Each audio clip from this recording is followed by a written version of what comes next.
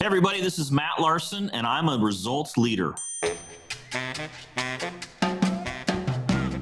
You're listening to ResultsLeader.fm. Being a thought leader is easy. Getting results is hard. This show is for the results leader who lives and dies by their results. Here is your host and Chief Results Leader, Jonathan Rivera.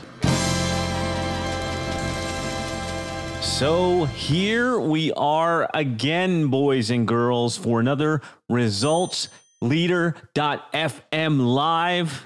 And if you haven't figured it out yet, we only bring you the absolute best guests when we go live. And this is another one of my buddies from the DM family, a guy that I think this guy just falls into money. Everything he does turns into pots of gold. And that's why I had to have him on the show. He launched his real estate training business last year, $1 million.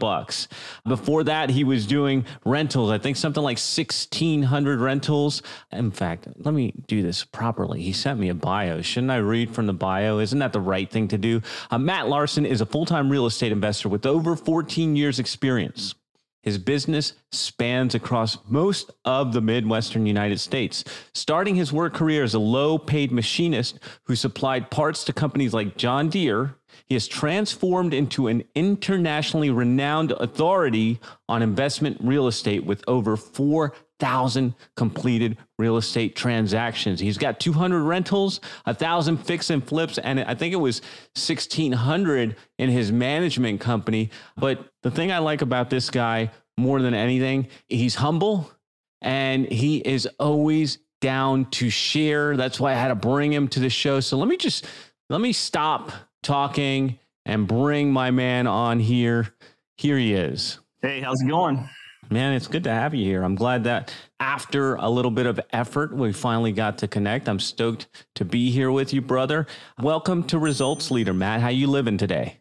I'm doing good. I can't complain. I'm at my lake house right now. I had to shut the shades behind me because it's raining today. But other than that, yesterday was like 70 degrees and sunny, so I can't complain. Get it, man. So we're going to jump into the first question, and it is a softball. It'll be super easy for you.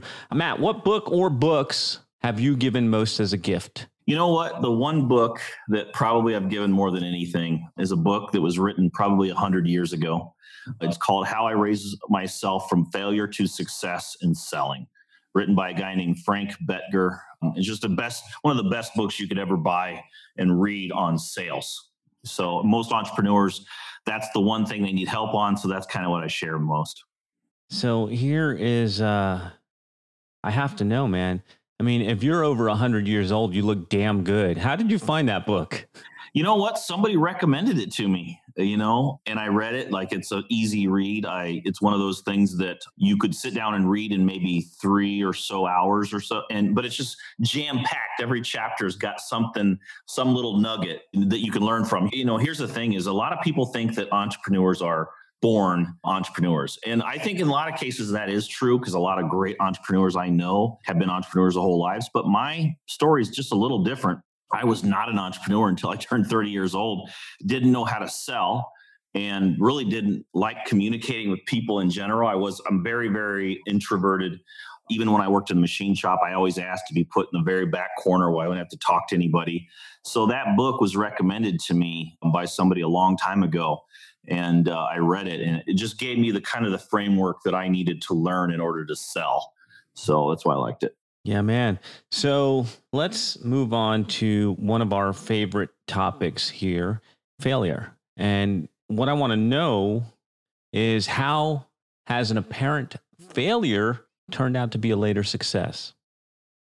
Well, geesh, man, we could go on all day about failures. I've had a lot of them in my career. But, one of the biggest ones that stands out was in 2015, I had about $1 million stolen from me by a property manager. And it hurt. I mean, it was very painful. Before that time period, I had just record year after record year. I was basically doubling the money I made every single year previous to that since I'd gotten into real estate. And then all of a sudden that hit. And I remember at the time, I thought, my world's coming to an end. At that point, I'd been in real estate for 10 years. And I thought, I'm going to lose everything. I'm going to lose the last 10 years of just blood, sweat, and tears And we're talking massive amounts of hours worked in that 10-year period, lots and lots of 100-hour weeks. In one event, I thought I was going to lose it all. And it was very, very painful to go through. But I learned a lot in that process.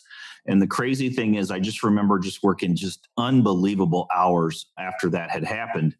7 days a week, literally no exaggeration, 18, 20 hours a day. I just remember every morning I'd wake up and my eyes would just be burning from lack of sleep. And I remember thinking to myself that going through that whole process, I thought, I'm going to come out of this thing better than ever. And the crazy thing is, 2 years later, I sold 334 flip properties in 1 year, did 32 million in sales that year, and made all my money back. So, and became a better company. Every time something bad happens to you, there's a lesson to be learned. And so, when something bad's happening to me, I try to find the lesson and I try to learn from it, because as the old saying goes, lesson continued until lesson learned. So yeah, that's one of them, probably one of the bigger ones, but I'm sure we could go on all day. We could have a whole show on all my failures throughout the years. I moved really fast. You could probably tell just from the DM family, like I come up with an idea and we go hard on it, and I don't wait around. Like I jump out of the airplane, I build the parachute on the way down. Sometimes I hit the ground before the parachute's open. But I move really fast. And when you move fast, you can make a lot of mistakes. And I'm not telling people not to move fast, because I think that activity and taking action is one of the most important things you can do.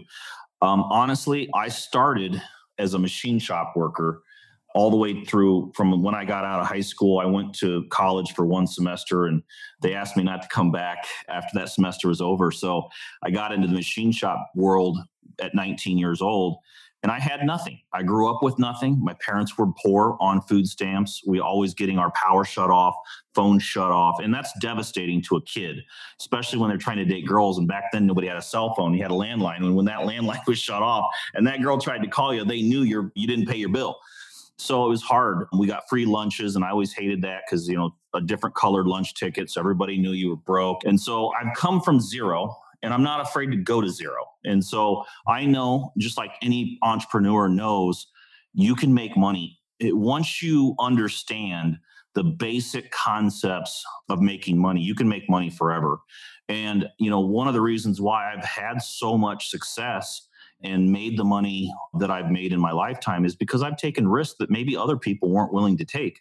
I've moved really, really fast, and it's paid off. We're in a massive real estate bubble right now, in my opinion. I don't know when it's going to pop, but it's pretty crazy. I just put a post on my Instagram this morning that currently, right now, there are more real estate agents in the United States than there are listed properties for sale. It's just a crazy world out there. Eventually the market's going to fall. And when that happens, opportunity is going to present itself. And that same thing happened. And I did my very first real estate deal in November of 2005. And by 2008, the market had crashed. And I remember going into 2008, I had done about 30 real estate deals by that point, and I had about I'd saved up more money than I'd ever had in my whole life, which was $20,000 in cash. But I had about 30 properties, and I had some cash flow from those properties. And the window opened, and because I took action, and because I moved really fast, and I wasn't afraid to work hard and wasn't afraid to risk what I did have, within a 4-year period, I had 450 houses in my portfolio. And so that really set me up for what could be forever, So I think that moving fast can open you up for some mistakes. But in the end, entrepreneurs, you probably know this, Jonathan, because you're an entrepreneur and you know a lot of entrepreneurs, but we're all very, very optimistic, right? We always think that every idea is going to work and it's going to be great. We're going to make $1 million. And so I've always been pretty optimistic. And even when things go bad, we figure out how to fix the mistakes fast, right? Because we want to be right. We want our ideas to work. So, man, I love it. So let's talk about investments. And I'm curious, what would you say is the most worthwhile investment you have ever made? Well, in terms of personal development, the best investment you can do is probably in yourself, in your own education, and go all in on yourself. I think it was Benjamin Franklin that said, he who invests his purse into his mind can never be robbed. It's easy to lose money. There's a million stories about entrepreneurs who made a whole bunch of money and lost it all. But typically those stories end with the entrepreneur getting all his money back, right? So the best investment, in my opinion, is in yourself. You can't lose information unless maybe somebody hits you over the head and you get amnesia or something like that. You have that information. So I believe in that. And outside of that, business is the best investment, business. And people asked me in the beginning, I got into real estate and started investing in houses. And what I had figured out early on was, man, I only have so much money. I can only buy so many houses. But if I can buy other houses and sell them to other investors, basically, and flip houses, then I can keep some of them for my own portfolio and flip a whole bunch, which generates the money that I can parlay into my own investments. And so what I did was I got out of the real estate investing game and really got into business, real estate business. My business was flipping houses. That business put off a lot of cash income that I put into my own portfolio. So I think a lot of people, especially in the real estate world, they get into wanting to just buy houses from themselves, right? I want to build my portfolio for myself. And in my path to get to 450 houses in my portfolio, I had to sell a heck of a lot more than that in order to really make that happen. So yeah, long answer. Sorry, I get long-winded. I like talking about this stuff, but investing in yourself is the most important thing by far. After that, there's a whole bunch of things you can do, but business is the top one. I'm curious, I was a blue collar worker as well. And so I'm always wondering how you figure that out, because how does a machinist say that I have to invest in my personal development? How did you figure that out? Where was it that you hit that switch? Well, the crazy thing is, I'll tell you a quick little story. I don't want to get too long-winded, but here's really what happened. I started dating this girl at 26 years old and fell head over heels in love with this girl. And she was way out of my league. And I don't know how I pulled it off, but somehow I pulled it off. And at 30 years old, she came from a wealthier family. I'm a machine shop worker coming home every day, just covered in grease. She came from a wealthier family and had drove nice cars, lived in nice houses. And so I was out of my league by far. And at 30 years old, she came to me and she just said, "Hey, I want to break up." And I was like, "Why?" And she's like, I want to date somebody with status, somebody that makes money. And so I'd never even heard, this is crazy to think about. I had never heard of personal development. I had never read a single self-help book. I'd never read a book on wealth. I had never read a book. I didn't read books, and I didn't even know they existed. And so my mind was closed off to that world. And all of a sudden I get hit in the face with this breakup, and I'm just devastated by this. And I was up late one night at home, and after this had happened, and I saw an infomercial come on TV, and this infomercial talked about being able to buy houses and flip houses and make all this money. So I had only bought one thing off of an infomercial prior to that, which was the Banjo Minnow, which guaranteed you to catch these huge bass, and that didn't work. But I was hoping that this could work, and so I bought this book, and that opened up my world to other side. In this book that I bought, it mentioned a book called Think and Grow Rich. And I'm like, well, wait a minute, that sounds like a pretty good title. Maybe I should read that one. And then every single self-help book you read on the planet basically leads you to another book.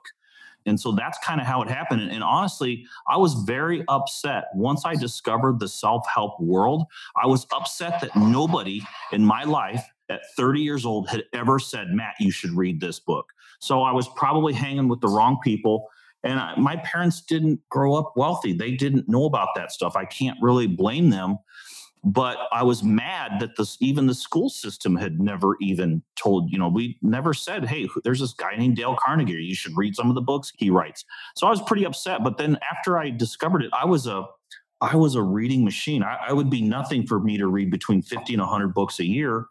And so I just devoured them as fast as I could. And that's why I know the value in it, The only distance between you and your goals is typically the knowledge that you create, and probably even more importantly, the confidence that you build through learning that stuff. I was naive enough to believe every word that I read. And I just went out and did the work, regardless of it didn't cross my mind to think that it wouldn't work. I was convinced that it would, and never really like, okay, I'm going to do these steps and this is what's going to happen. And luckily that's what happened. And so I probably got hit with a lot of issues back then, but I worked through them, and I don't really remember them. I don't remember roadblocks, but I'm sure I hit a lot of them like everybody else did. I just worked through them and found a way. Yeah, man, that optimism. So let's think back in the last 5 years, what new belief, behavior, or habit has most improved your life? Well, we're part of the DM family. And for any of you guys that don't know that, that's Mark Evans Group. Mark's an amazing entrepreneur, and we pay Mark. Some people might think it's a lot of money, $35,000 a year. I think it's, a drop in the bucket for what you get back. It's not even, it's nothing. But one of the things that Mark really, I've been in the DM family going on 2 years now. And one of the things that I really learned that was really a big eye opener was something that Mark taught me, which was he really instilled the belief that he calls it being a magician. I mean, he wrote a book called Magician versus the Mule. If you guys haven't read that one, you should definitely go get that book.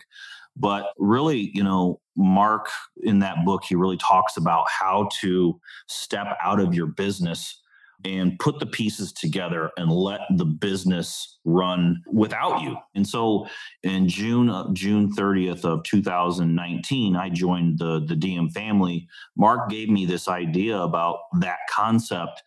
Lots and lots of text messages, lots of phone calls to him later, and being part of the DM family. Within 60 days, I had went from about 80 hours a week to about 5 in my real estate business. And so those concepts are real. And if you really think about it, a lot of times people think that stuff's impossible, but think about all the biggest companies in the world. The guy that owns those companies is not pulling into the drive of that office building at 7 a.m. in the morning. A lot of those people have built businesses that run, and they don't have to do all the pieces to that. And that's kind of what I built. And so that concept has really changed my life, because really what's happened after that is I was able to go out and start other businesses. If you have all your time free and you can run businesses that take a fraction of the time out of your week as what maybe a lot of people work at them, then you have the time to go out and start new businesses. And last year I started my real estate education company. It did really, really well. But the only reason that I was able to put the time and effort into that business was because that my real estate business was being run by my team. So that's been a big deal. Gosh, and watching you, because we joined around the same time. Now, putting it all together, this guy just goes. No questions, just go. And I love it, man. It's inspiring all the time. So let's talk about bad recommendations. We talked about the good. Now let's talk about what are some bad recommendations you hear in your area of expertise. Well, I'll get specific with you. Bad recommendations, in my opinion, I don't want to be known as the real estate guy only. I'm an entrepreneur. My handle on Instagram is Real Estate Matt, but in reality, I'm an entrepreneur. I'm a business owner. In speaking of real estate, one of the things mistakes I see a lot of new investors make is they get up one day and they say, I want passive income. I want to buy these houses and let them run and just collect checks. And in theory, that's a good idea. The problem with that idea is it's a slow plan. Right? Rental properties are really a long-term cash flow machine. You don't get rich overnight. And I think that if you want to grow your portfolio quickly, you actually need to do wholesaling and flipping and generate large chunks of cash, and then go over to the side and start adding rental properties as your cash allows. There's a concept in real estate and rentals called the BRRRR technique. And basically that means, buy it and then rehab it and rent it out and then refinance it and pull your cash back out and go buy another one. The problem with that technique is that you show no income. And if you want to grow your portfolio really fast, and how I went from a machine shop worker to a few years later with 450 houses in my portfolio, is I did some things that most people didn't. And I showed a lot of income on my tax returns, and I had a high net worth, and I had a lot of liquidity. Okay. I saved the money I made.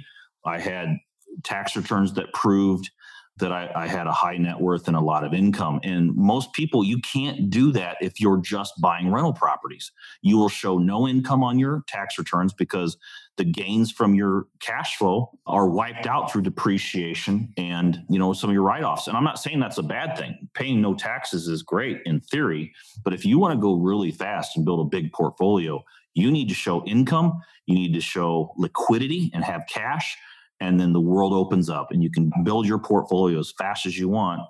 But again, you have to do 3 to 4. I do 3 to 5 deals that I flip or wholesale to one rental property. I make a whole bunch of money, then I go buy my rental. That is sage advice. So now we're going to talk about results. We interrupt your regularly scheduled program for a public service announcement. We're going to get right back into this show, but I wanted to ask you a question. If you have been listening to the show for any amount of time and you've picked up even one single tip, then I need your help. Get the word out. Tell people about resultsleader.fm. Share it on social media, share it on your email, share it anywhere. Hashtag resultsleaderfm. Now let's jump back into the interview. And I want to know, in your opinion, Matt, why do results matter? Well, I mean, we don't want to just spin our wheels, right? We want to actually control the outcome, right? I like making moves. I like doing things that produce fruit, right? If a farmer went out and planted a bunch of seeds and then never really worked the soil and weeds took over and everything else, he would have no crop at the end. And he did a good job of planting the seeds. That's awesome. But you got to be able to harvest. And that's why results matter. I always talk about, my parents never really led me to a path of wealth. They didn't know how to make money. Both of my parents combined never made over $25,000 a year combined when I was growing up. To feed a family of 5, that you can figure out very quickly there was nothing left over. But one thing that my dad taught me, he taught me how to work, and he taught me how to think about working. And so one of the concepts that he taught me early on, basically by force, because my dad's like a drill sergeant type guy, he said, Matt, there's 2 types of people in the world. There's people that are in the process, and there's results-oriented people. And what he meant was, I have a brother that's a year older than me, and we had to work for free on the farm from the time we were 6 through 16. Imagine working every summer and nights, weekends, everything, from 6 to 16 and never getting a single paycheck. We did that. We were just taught that that's what you do for room and board. But one of the things that made a big impact was this results-oriented mindset. And what he said was, let me give you an example. Like if we got up in the morning, he said, okay, boys, you're going to go out to that pasture out there and you're going to pull that fence out. Pull all those fence posts out and roll the fence up and bring it in to the shed. He didn't care about the process of pulling the fence apart. For example, if we went out there and the tractor broke down, well, Dad, sorry, the tractor broke down. We can't finish the fence. No, that wasn't an option. I don't care, boys, if you have to pull those fence posts by hand, you're not coming back inside until the fence is gone. That's how we grew up. Only he would use a lot more colorful words. We were not allowed to fail. We were, here's your job. You're not coming back inside until it's done. And we learned to become results oriented very, very quickly. And so I've just carried that lesson through my whole life. When I go to do something, my job is to finish the job and make it happen. And that lesson has made me a lot of money. And it didn't make me any money from 6 to 16, made me a lot of money after I learned how to start my own business. That is probably one of the most underrated things in today's society is finishing what you start. Everybody is eager to start, but not everybody finishes. And that's why you're so far ahead of everybody. So let's think back in the last 5 years. Hey, can I add one more? One more story really quick. So I get this job at this machine shop at 19 years old, and I had never worked for really anybody other than my dad. Okay. I only knew my dad and how he worked. So I go to work at this machine shop. The first day, they put me on this parts washer, and this guy points over. He goes, okay, here's how to run them through the machine. Here's what you do. Shows it to me. He points to a pile of boxes of parts from the floor to the ceiling of the shop. He goes, this thing spanned across the shop, floor to ceiling, all the way up. He goes, that's about 3 or 4 months worth of work. And so I got through it within about 3 days. I was done. And this guy yelled at me, screamed at me, told me I made him look bad. I made him look bad to the boss. And I'm freaked out. I don't know what to do. I go home. I tell my dad, like, I got in trouble today because I finished the job too soon. And I didn't know what that meant. And I only knew what he told me, you get it in there, get it done. And that's when he really sat down and said, welcome to the real world. You're about ready to just blow everybody's doors off because nobody understands results-oriented work. Good grief, man. Making them all look bad over there. You're going to take over the shop. So let's think back in the last 5 years. What new realization has helped you get better results in your business, for your team, for your clients? Any one of those? Really, I'm very big on a couple of things. One is systems. I'm a systems guy. Everything that we do is a documented process. So step one, I'll tell you a story. I was at an event about 4 years ago, and gosh, this guy gets up. This is a high level event. Everybody, I think, paid maybe like 25 grand to be there. And this guy gets up in the front of the room. And I asked him, I said, I had done 20 million in sales or something. And I asked him, how do I get to 100 million? And he said, simple, sweetprocess.com. I'm like, what the heck is that? He goes, that's where you store all your processes. You build a process for every single thing in your business and store them in one place so that everybody in your company can go to that vault and get the process out. So at that point, I'm like, okay, I just need to build processes for everything. So we went really heavy into process building, and we started documenting every single process that we built, literally step by step, with detailed screenshots and, just laid out, here's what you do first, second, third. We did it throughout the whole company, and it massively changed my company because now all of a sudden everybody's on the same page. I asked him, I said, what do you do if somebody doesn't follow the process? He goes, well, you fire them. It's just that simple. They get 3 chances. He's like, it's like baseball. Here's the process. You follow the process, super simple, step by step. If you don't follow the process after 3 times, you can't work here anymore. And so it really changed my company. The second thing has really taken my company to the next level is virtual assistants. I'm very, very big on virtual assistants. We have 13 full-time virtual assistants that work in my company. And now I actually created a business because I started talking about virtual assistants so much and created a whole bunch of training on it, how to find them, how to hire them, the processes that you give on. A lot of people came to me and said, hey, can I just have one of your virtual assistants? We created a little company to be able to supply entrepreneurs with virtual assistants, but it's a game changer. We typically source our virtual assistants from the Philippines, and they're very disciplined. They do what they're told to do. A lot of American workers, we have more of that ideas. We see a process. Hey man, Matt doesn't know. Matt thinks he knows the best way, but I got a better idea. I'm going to try this. And then that causes problems. There's an old saying, trying to think, discretion is the enemy of duplication. And with a system and a virtual assistant running that system, there's no discretion. So literally follow the process and you get a repeatable result every time. And so that really helped me grow and scale my business. Man. So what area of your business would you like to see better results? That's a good question. We're constantly growing. I would say one of the biggest challenges of entrepreneurs, I'm not like a math and finances guy. I have to have people on my team to do all the bookkeeping and all the financial records. That's one area I wish we were better at, mainly because I'm weak at it. I know how to make the money, but for me, like QuickBooks and all that stuff is not natural to me. I wasn't really good at any of that stuff in high school. So I'm always wanting to get better at that stuff. And that stuff's really, really important. So you got to have really talented people on your team to be able to talk to bankers when they ask you questions. You have no idea what they're talking about, So yeah, that I would say that side of stuff. All right. Let's talk about what results you are most proud of. You know what? I'm most proud of probably the people that work in my company. I've seen a lot of people come into the company with basically zero experience, and now they're just rock stars. And my company is just jam-packed full of all these rock stars that some of them I hired as very low paid, just errand people, and they've really turned into amazing people. So it's neat to watch that happen, and it's neat to watch somebody be able to make a lot more money, for their families over the years and do an amazing job for my company. And I like the fact that I can step out of the business and I know the business is still in good hands. My clients are in good hands. And so that's been pretty neat to watch. It's pretty fulfilling to see other people treat your business as if it was their own. Pretty cool. God, isn't that the best? So we're coming to the close, and I'd like to ask you if there's anything else you want to share with the results leaders out there. You know what?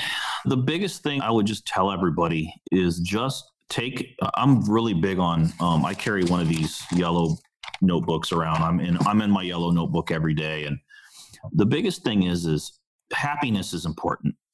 You can make a lot of money and be miserable. I've been there. I've made a lot of money and working so many hours. I'm just so miserable. I just don't even want to get out of bed. But what you do is you take a piece of paper, like in your yellow pad, draw a line down the center. And on one side of it, write down every single thing that you do in your business that you're not good at and you don't like to do. On the other side of the piece of paper, write down every single thing that you are good at and that you like to do in your business. And then your job every single morning forever is to pick one thing on that other side that you're not good at and you don't like to do, and figure out how to create a system around it and find somebody else to do it. Your happiness will massively increase. And not only that, but you'll make a lot more money too. So, I love talking to people on this show because there's these common themes like that one. I call that delegate and delete. Delegate and delete. Keep your altitude. Delegate and delete. So, Matt, when folks hear this on the podcast and they want to connect with you, where's the best place for them to go? They can go to Instagram. My handle is Real Estate Matt. I also have a website, realestatemat.com. But if you hit me up on Instagram, it'll be me that actually responds. I do respond to all of my messages personally. I don't have a virtual assistant doing that part. I kind of like to, that's how I learn. That's how I learn about people and what they want and what they need, is by communicating with them. So yeah, that's where you can find me. And we will be sure to share links to your website, to your Instagram, to make sure that people are connected there.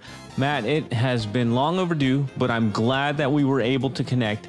Thank you for being on the show, brother. I appreciate you. Yeah, thanks for having me. I enjoyed it. It's always fun. I get to tell stories I haven't told in a while, so it's fun stuff. Awesome. So this has been another episode of ResultsLeader.fm. Thank you guys for tuning in, and we will be back in your earbuds next time.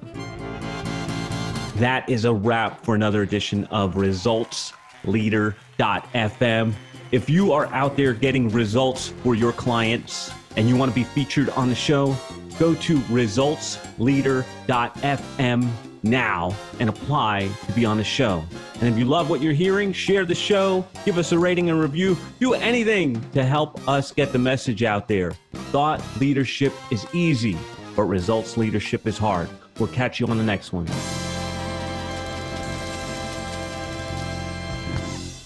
This is thepodcastfactory.com.